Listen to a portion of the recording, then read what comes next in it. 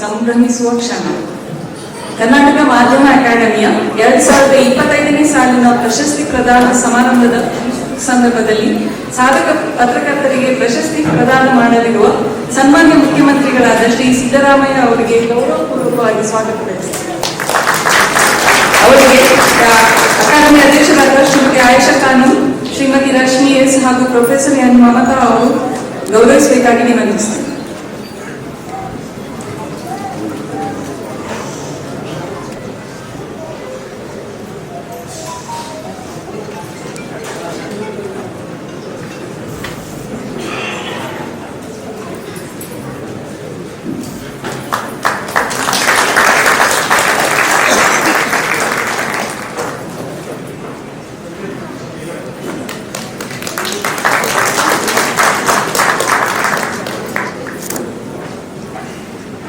ಅಕಾಡೆಮಿಯ ಕಾರ್ಯಕ್ರಮಗಳಿಗೆ ಸದಾ ಬೆಂಬಲ ಪ್ರೋತ್ಸಾಹ ನೀಡುವ ಮಾನ್ಯ ಮುಖ್ಯಮಂತ್ರಿಯವರ ಮಾಧ್ಯಮ ಸಲಹೆಗಾರರಾದ ಶ್ರೀ ಕೆ.ವಿ. ಪ್ರಭಾಕರ್ ಅವರಿಗೂ ಸ್ವಾಗತ ಕೋರುತ್ತೇನೆ. ಶ್ರೀ ಶಿವಾನಂದ ತಗಲೂರು ಅವರು ಅವರನ್ನು ಗೌರವಿಸಬೇಕಂತ ವಿನಂತಿಸ್ತೇನೆ.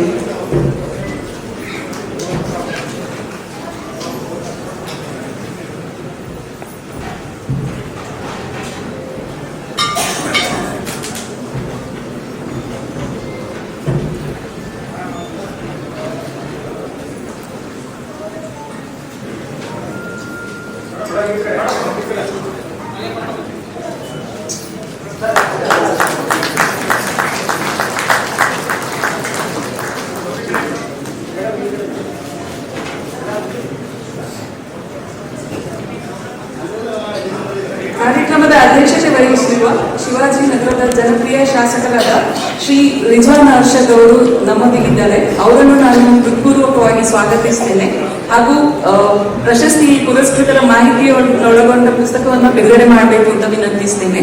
ಅವ್ರನ್ನ ಡಾಕ್ಟರ್ ಶಂಕರ್ ನಾರಾಯಣ ಅವರು ಗೌರವಿಸಬೇಕು ಅಂತ ವಿನಂತಿಸ್ತೇನೆ.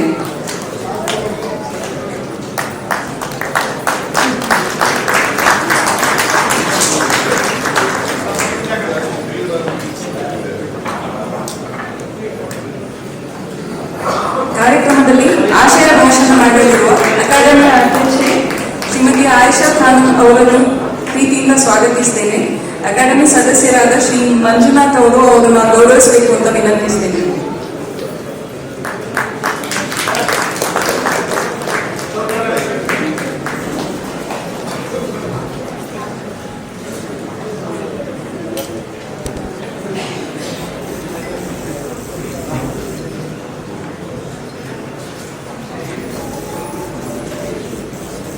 ಕಾರ್ಯಕ್ರಮದಲ್ಲಿ ನಾಟಕ ಅಕಾಡೆಮಿಯ ಅಧ್ಯಕ್ಷರಾದ ಶ್ರೀ ಕೆ.ವಿ. ನಾಗರಾಜಮೂರ್ತಿ ಅವರು ಉಪಸ್ಥಿತರಿದ್ದಾರೆ. ಅವರಿಗೂ ನಾನು ತುಂಬ ಹೃದಯದ ಸ್ವಾಗತ ಬಯಸ್ತೇನೆ. ಅವರನ್ನ ಅಕಾಡೆಮಿಯ ಸದಸ್ಯರಾದ ಸಂಗಮೇಶ್ ಚೂರಿ ಅವರು ಗೌರವಿಸಬೇಕು ಅಂತ ವಿನಂತಿಸ್ತೇನೆ.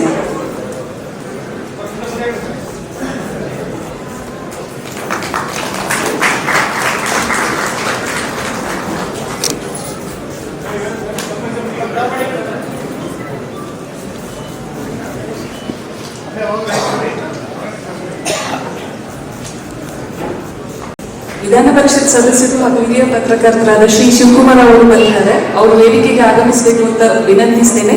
ಅವರಿಗೆ ನಾನು ಹೃತ್ಪೂರ್ವಕ ಸ್ವಾಗತ ಬಯಸ್ತಾ ಇದ್ದೇನೆ.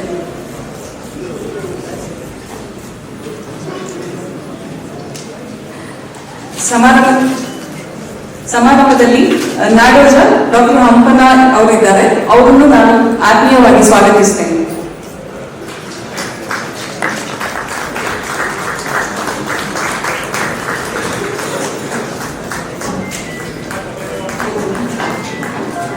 ಸಮಾರಂಭದಲ್ಲಿ ಉಪಸ್ಥಿತರಿರುವ ಅಕಾಡೆಮಿಯ ಕಾರ್ಯಚಟುವಟಿಕೆಗಳಿಗೆ ಮಾರ್ಗದರ್ಶನ ಹಾಗೂ ಬೆಂಬಲ ನೀಡುತ್ತಿರುವ ಇಲಾಖೆಯ ಕಾರ್ಯದರ್ಶಿಯವರಾದ ಶ್ರೀಮತಿ ಡಿ.ವಿ. ಕಾವೇರಿ ಅವರನ್ನು ಆತ್ಮೀಯವಾಗಿ ಸ್ವಾಗತಿಸ್ತೇನೆ. ಹಾಗೆಯೇ ವಾರ್ತಾ ಮತ್ತು ಸಾರ್ವಜನಿಕ ಸಂಪರ್ಕ ಇಲಾಖೆಯ ಆಯುಕ್ತರಾದ ಶ್ರೀ ಹೇಮಂತ್ ಎಂ ನಿಂಬಾಳ್ಕರ್ ಅವರು ಸಹ ಅಕಾಡೆಮಿಯ ಚಟುವಟಿಕೆಗಳಿಗೆ ಸಹಕಾರ ನೀಡುತ್ತಾ ಬಂದಿದ್ದಾರೆ. ಅವರನ್ನು ನಾನು ತುಂಬ ಹೃದಯದಿಂದ ಸ್ವಾಗತ ಕೊಡ್ತೇನೆ.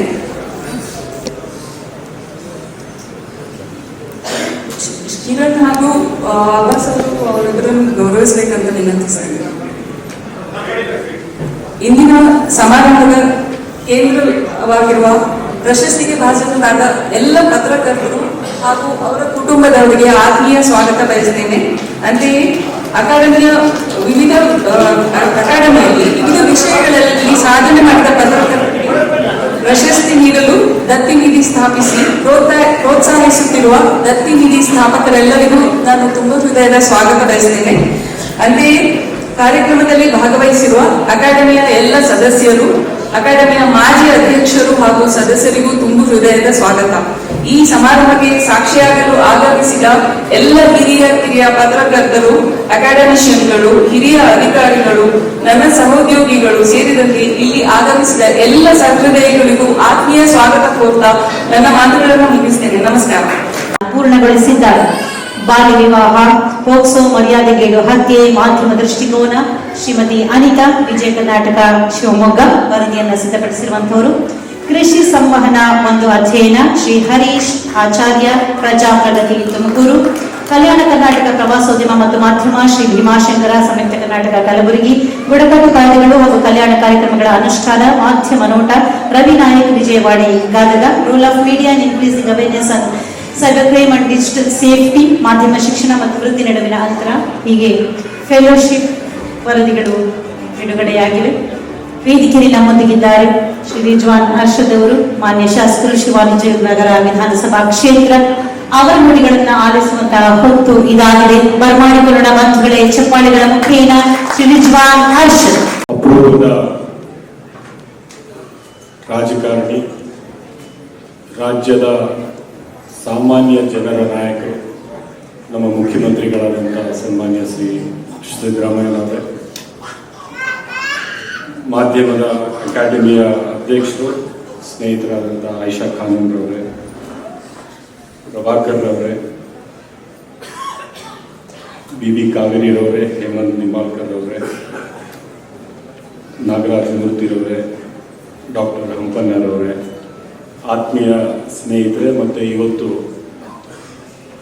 ಇಲ್ಲಿ ನಡೆದಿರ್ತಕ್ಕಂಥ ಎಲ್ಲ ಪುರಸ್ಕೃತ ಪತ್ರಕರ್ತರ ಕುಟುಂಬದವರು ಮತ್ತು ಪತ್ರಕರ್ತರಿಗೆ ಎಲ್ಲರಿಗೂ ಅಭಿನಂದನೆಗಳನ್ನು ಸಲ್ಲಿಸಕ್ಕೆ ಬಯಸ್ತಾ ಇದ್ದೇನೆ. ಇವತ್ತು ಜಾಸ್ತಿ ಮಾತನಾಡೋಕೆ ಹೋಗೋದಿಲ್ಲ. ಆಯಿಷಾ ಖಾನಂರವರು ಸವಿಸ್ತಾರವಾಗಿ ಅವರ ಅಕಾಡೆಮಿ ಬಗ್ಗೆ ಮತ್ತು ಇವತ್ತಿನ ಮಾಧ್ಯಮದ ಪರಿಸ್ಥಿತಿ ಬಗ್ಗೆ ಇವತ್ತು ಮಾತನಾಡಿದ್ದಾರೆ. ನಾನು ಇಷ್ಟ ಹೇಳಕ್ಕೆ ಬಯಸ್ತಿದ್ದೇನೆ, ನಮಗೆ ಸ್ಕೂಲಲ್ಲಿ ಪಾಠ ಹೇಳಿಕೊಡುವಾಗ ಮಾಧ್ಯಮ 4ನೇ ಸ್ತಂಭ ಅಂತ ಹೇಳಿಕೊಟ್ಟಿರ್ತಕ್ಕಂಥದ್ದು. ನಮ್ಮ ಸಂವಿಧಾನದಲ್ಲಿ ಮತ್ತು ನಮ್ಮ ದೇಶದ ವ್ಯವಸ್ಥೆಯಲ್ಲಿ ಮಾಧ್ಯಮ ಶಾಸಕಾಂಗ ಯಾವ ರೀತಿ ಎಷ್ಟು ಮಹತ್ವದಂತ ಪಾತ್ರವನ್ನು ವಹಿಸ್ತಾ ಇದೆ, ಅದಕ್ಕಿಂತ ಹೆಚ್ಚಾಗಿ ಮಾಧ್ಯಮ ವಹಿಸಬೇಕಾಗಿದೆ. ಪ್ರಜಾಪ್ರಭುತ್ವವನ್ನು ಉಳಿಸ್ಕೋಬೇಕು, ಮಾನವ ಹಕ್ಕುಗಳನ್ನು ಉಳಿಸ್ಕೋಬೇಕು, ಮತ್ತು ಜನಪರವಾದಂಥ ಆಡಳಿತವನ್ನು ಉಳಿಸ್ಕೋಬೇಕು ಅಂದರೆ ಮಾಧ್ಯಮದ ಒಂದು ದೊಡ್ಡ ಪಾತ್ರ ಇದೆ. ಇವತ್ತಿನ ಈ ಸಂದರ್ಭದಲ್ಲಿ world freedom of press index ಅನ್ನು ನಾವು ನೋಡಿದ್ರೆ ನಮ್ಮ ದೇಶದಲ್ಲಿ ನಮ್ಮ ರ್ಯಾಂಕಿಂಗ್ ಕೆಳಗಡೆ ಹೋಗ್ತಾ ಇದೆ. ಬಹುಶಃ ನಾವು ನಮ್ಮನ್ನೇ ನಾವು ಸವಾಲು ಹಾಕೋಬೇಕು. World freedom of press index ಅಲ್ಲಿ ನಾವು ಇಷ್ಟು ಕೆಳಗಡೆ ಹೋಗಬೇಕಾದ್ರೆ ಅದಕ್ಕೆ ಕಾರಣದಲ್ಲಿ ಇವತ್ತು ಒಬ್ಬ ಸ್ವತಂತ್ರ ಮಾಧ್ಯಮದ ಒಂದು ಪತ್ರಕರ್ತರ ಪರಿಸ್ಥಿತಿ ಏನಿದೆ, ಅವರು ಸ್ವತಂತ್ರವಾಗಿ ತಮ್ಮ ವೃತ್ತಿಯನ್ನು ನಡೆಸ್ತಕ್ಕಂಥ ಇವತ್ತು ವಾತಾವರಣ ಇದೆಯಾ?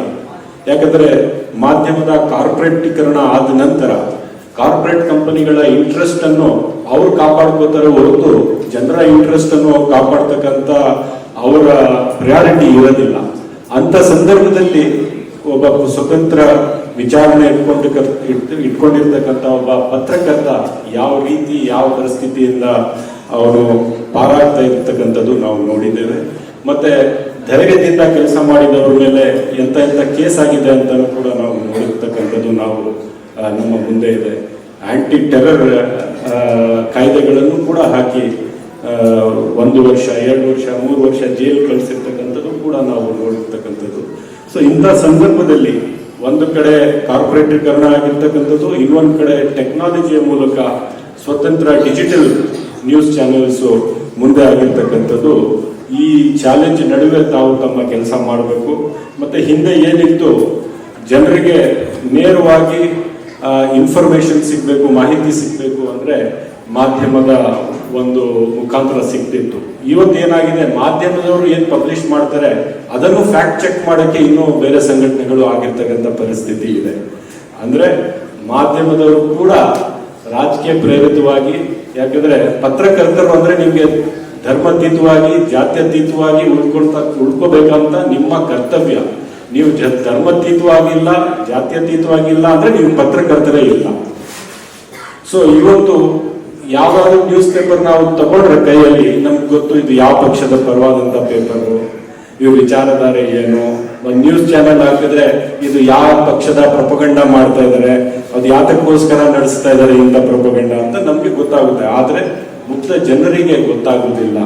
ಅದಕ್ಕೆ ಬೇಸತ್ತು ಹೋಗಿ ಬಹಳಷ್ಟು ಜನ ಇದು ಮೇನ್ ಸ್ಟ್ರೀಮ್ ಮೀಡಿಯಾವನ್ನ ಬಿಟ್ಟು ಡಿಜಿಟಲ್ ಪ್ಲಾಟ್ಫಾರ್ಮ್ಸ್ ಕಡೆ ನೋಡ್ತಾ ಇರ್ತಕ್ಕಂಥ ಸಂಗತಿ ಇದೆಯಲ್ಲ, ಇದು ಮೇನ್ ಸ್ಟ್ರೀಮ್ ಮೀಡಿಯಾಗೆ ಅಷ್ಟು ಒಳ್ಳೇದಲ್ಲ.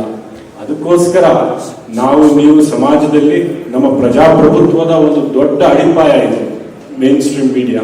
ಇದನ್ನು ಉಳಿಸ್ಕೋಬೇಕಂತ ಒಂದು ಸಂದರ್ಭದಲ್ಲಿ ಇವತ್ತು ಮಾಧ್ಯಮದ ಅಕಾಡೆಮಿನವರು ನನಗೆ ತಿಳಿದ ಮಟ್ಟಕ್ಕೆ ಗುರುತಿಸಿ ಜಿಲ್ಲೆಯಿಂದ ಯಾರು ಪತ್ರಕರ್ತರು ಒಂದು ಸ್ವತಂತ್ರ ಮಾಧ್ಯಮದ ಪರವಾಗಿ ಕೆಲಸ ಮಾಡತಕ್ಕಂಥ ಪತ್ರಕರ್ತರು, ಅವರ ಹಿನ್ನೆಲೆ ನೋಡಿ, ಅವರ ಧೈರ್ಯ ನೋಡಿ, ಅವರ ನೈತಿಕತೆಯನ್ನು ನೋಡಿ, ಬದ್ಧತೆಯನ್ನು ನೋಡಿ ಇವತ್ತು ಆಯ್ಕೆ ಮಾಡಿ ಅವ್ರಿಗೆ ಇಲ್ಲಿ ಪುರಸ್ಕಾರವನ್ನು ಪ್ರದಾನ ಮಾಡ್ತಾ ಇರ್ತಕ್ಕಂಥದ್ದು ನನಗೆ ಬಹಳ ಸಂತೋಷ ಆಗಿದೆ ಅಂತ ಹೇಳಿ ತಮ್ಮೆಲ್ಲರಿಗೂ ಮತ್ತೊಮ್ಮೆ ಅಭಿನಂದನೆಗಳನ್ನು ಸಲ್ಲಿಸಿ, ಯಾಕಂದ್ರೆ ನಾನು ನಿಮಗೆ ನಮ್ಮ ಮುಖ್ಯಮಂತ್ರಿಗಳ ಮಾತು ಕೇಳಬೇಕು, ಸಿದ್ದರಾಮಯ್ಯನವ್ರ ಮಾತು ಕೇಳಬೇಕು ಅಂತ ಆಸಕ್ತಿ ಇಟ್ಕೊಂಡು ಬಂದಿರತಕ್ಕಂಥದ್ದು.